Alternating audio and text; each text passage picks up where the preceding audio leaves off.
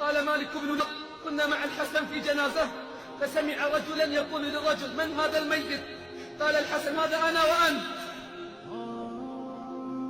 قال الحسن: هذا أنا وأنت رحمك الله. فأي موعظة أعظم من هذه؟ لو كان بالقلوب حياة،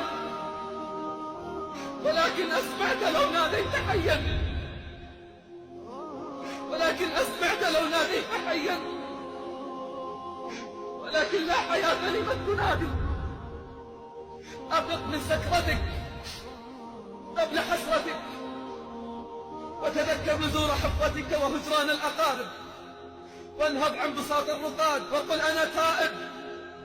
وبادر تحصيل الفضائل قبل فوت المطالب، فالسائق حثيث والحادي مجد والموت طالب.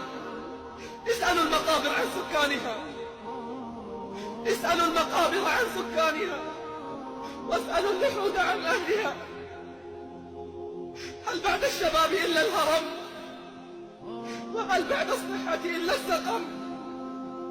أنتم اليوم في الدور، وغدا ستكونون من سكان القبور. أنتم اليوم في الدور، وغدا ستكونون من سكان القبور. فيا أيها المغتر بصحته، أما رأيت ميتا من غير سقم؟ وأيها المغتر بطول المهلة، أما رأيت مأخوذا من غير علة؟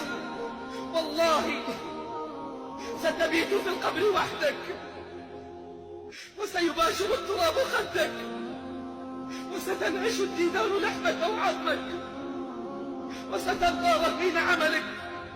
فاعتبر بمن مات قبلك، وربي ستنعش